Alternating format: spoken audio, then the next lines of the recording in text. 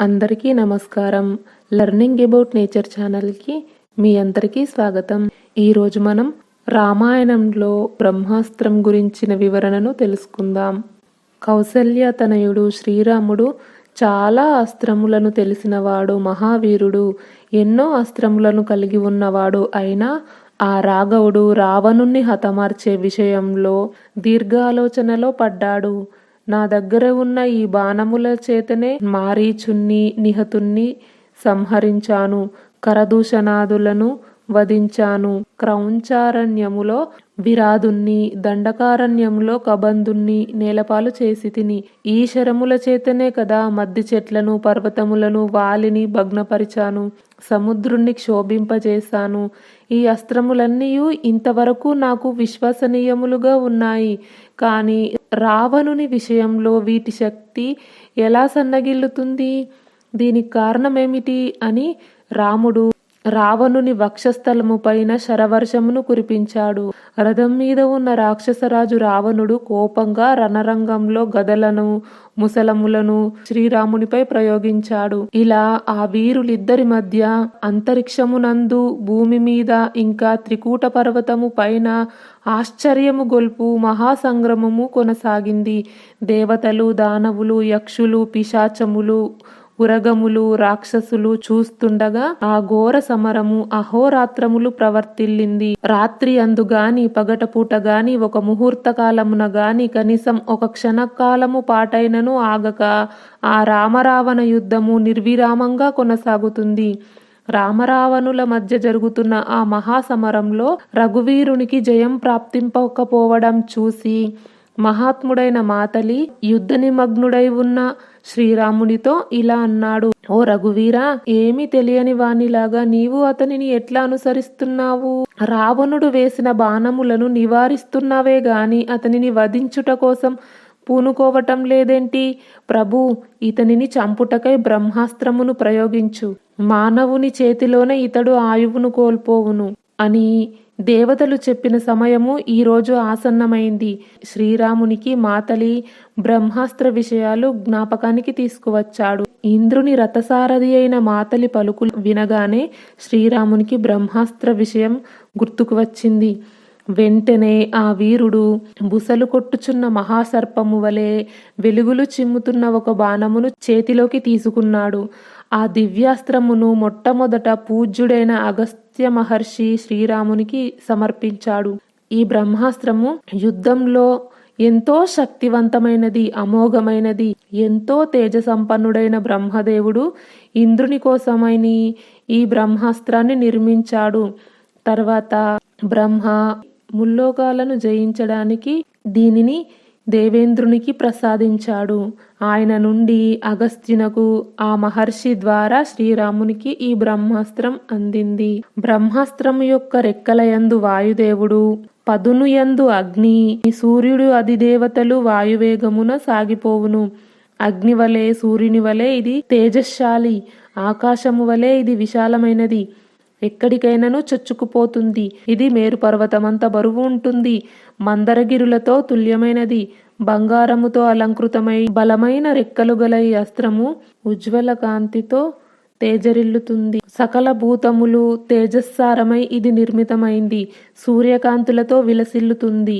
పొగలతో కూడిన ప్రళయాగ్నిలాగా భయంకరమైంది. మహాసర్పములాగా మెరుస్తుంది. అతివేగముగా శత్రువుల యొక్క గజస్వ సమూహాలను ఛేదిస్తుంది. అరివీరుల పురద్వారములను, పరిగలను, పర్వతములను ముక్కలు ముక్కలుగా చేస్తుంది. వివిధ శత్రువుల యొక్క రక్తములతో తడిసింది. మేధస్సుచే కూడి ఉన్నది. ఎంతో దారుణమైంది. వజ్రములాగా దృఢమైంది. దాని వేగముల వలన కలిగే ధ్వని భయంకరము. కపట యుద్ధమును ఛేదించేది. అందరినీ భీతిల్లజేయునంత భయంకరమైనది. అది సాగిపోయేటప్పుడు ఏర్పడే ధ్వని పాము బుసలను తలపింపజేయును. రాబందులకు, గ్రద్దలకు, ఇతర క్రూర పక్షులకు, నక్కల గుంపులకు, రాక్షసులకు నిత్యం మాంసాహారము గూర్చున్నది. దీని వలన మృతులైన వారి శవములు ఈ ప్రాణులకు ఆహారమవుతాయి. యముని రూపము వలె దీని రూపము మిక్కిలి భయావహము. వానరోత్తములకు ఇది ఆనందమును చేకూరుస్తుంది. రాక్షసులకు వినాశకారి. గరత్మంతుని రెక్కల వలె విచిత్రములైన బలమగు పుంఖములు కలిగి వేగముగా సాగిపోయేది. లోకములో గల శరీరములో శ్రేష్టమైనది. ఇక్ష్వాకు వంశజులకు శత్రుభీతిని పోగొట్టేది. శత్రువుల యొక్క కీర్తి ప్రతిష్టలను దెబ్బతీయునట్టిది. దీనిని ప్రయోగించు వారికి సంతోషమును కలిగించున్నది. ఇట్టి బ్రహ్మాస్త్రమును రఘురాముడు సంతోషంతో గ్రహించాడు. మహాబల పరాక్రమశాలి అయిన శ్రీరాముడు వేద మంత్రములతో విద్యుక్తముగా అభిమంత్రించి ఆ బ్రహ్మాస్త్రమును ధనస్సు యందు ఎక్కుపెట్టెను. రఘువరుడు ఆ మహాస్త్రమును సంధించినంతనే సమస్త ప్రాణులు భీతిల్లినవి. భూమండలము కంపించింది. తరువాత రఘువరుడు ఎంతో కోపంతో గట్టి పూనిక వహించి ధనస్సును ఆకర్ణాంతము అంటే చెవి వరకు లాగి ఆయువు పట్టులను ఛేదించెడి ఆ అస్త్రమును రావణుడిపైకి ప్రయోగించాడు. ఇంద్రుడు ప్రయోగించిన వజ్రాయుధం లాగా దృఢమైనది, యమునిలాగా నివారింపరానిది అయినా ఆ శరము రావణుని వక్షస్థలముల నాటుకుంది. ప్రాణాంతకమైన అస్త్రము అతి వేగంగా వెళ్ళి దురాత్ముడైన రావణుని హృదయం చీల్చివేసింది. శత్రువులను తునుమాడటంలో తిరుగులేని ఆ అస్త్రము రావణుని ప్రాణములను హరించి రావణుని హతమార్చిన తర్వాత ఆ శరము రక్తముతో తడిసి ఎర్రని కాంతులతో విలసిల్లుతూ కర్తవ్యమును ముగించుకొని వినమ్ర సేవకునిలాగా తిరిగి శ్రీరాముని యొక్క తూనీరములోకి చేరిపోయింది. ప్రాణములపై ఆశలు వదులుకున్న రావణుని యొక్క హస్తములో ఉన్న బాణ సహితమైన ఒక బాణంతో ఉన్న ధనుస్సు అతని ప్రాణములతో పాటు నేలపాలయ్యింది. మహాబలశాలి ఎంతో తేజస్వి అయిన రాక్షసరాజు అసువులు కోల్పోయి వజ్రాయుధము యొక్క దెబ్బకు హతుడైన వృత్రాసురునిలాగా రథము నుండి రణభూమిలోకి పడిపోయాడు. గతాసుడై రణరంగములో పడి ఉన్న తమ ప్రభువును చూసి రాక్షస యోధులలో చావగా మిగిలిన వారు దిక్కులేని వారై అంటే అనాథలై భయపడుతూ ఎటువారటు పారిపోయారు. వృక్షములు ఆయుధములుగా గల వానరులు గర్జించుచు ఆ పారిపోతున్న రాక్షసులపై విజృంభించారు. రావణుడి వదను శ్రీరాముని విజయమును చూసి వానరులెంతో హర్షముతో పొంగిపోయారు. ఆ తర్వాత వారి దెబ్బలకు తాళలేక రాక్షసులు నిరాశ్రయులై భీతిల్లుచు దైన్యముతో కన్నీరు కారుస్తూ లంకలోకి పరుగులు తీశారు.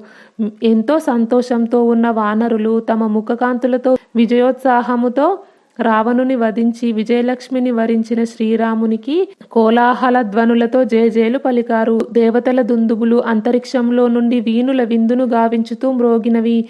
సువాసనలతో కూడిన వాయువులు హాయిని గొలుపుచూ వీచినవి. భూతలములోనున్న రాముని రథముపై అంతరిక్షము నుండి పువ్వులను వెదజల్లుతూ దుర్లభమైన మనోహరమైన పుష్పవృష్టి కురిసింది. గగనమునందు శ్రీరాముని స్తుతించుచు దేవతలు మహాత్ములు పలికిన బలి బలి అను ప్రశంసావచనములు వినబడ్డాయి. సమస్త లోకములకు కంటకప్రాయుడైన దుర్మార్గుడైన రావణుడు చనిపోయిన తర్వాత దేవతలందరూ చారణాది దివ్యజాతులు చాలా సంతోషపడ్డారు. వచ్చే వీడియోలో మరొక అస్త్రం గురించి తెలుసుకుందాం. ఈ వీడియో గురించి మీ అభిప్రాయాన్ని కామెంట్ బాక్స్లో తెలియజేయండి. ఈ వీడియో నచ్చితే లైక్ చేయండి, షేర్ చేయండి. లెర్నింగ్ అబౌట్ నేచర్ ఛానల్ని సబ్స్క్రైబ్ చేయండి. బెల్ ఐకాన్ గుర్తుపై క్లిక్ చేయండి. ఇంతవరకు ఈ వీడియో చూసినందుకు మీ అందరికీ ధన్యవాదాలు. సర్వే జన సుఖినో భవంతు. కృష్ణార్పణం.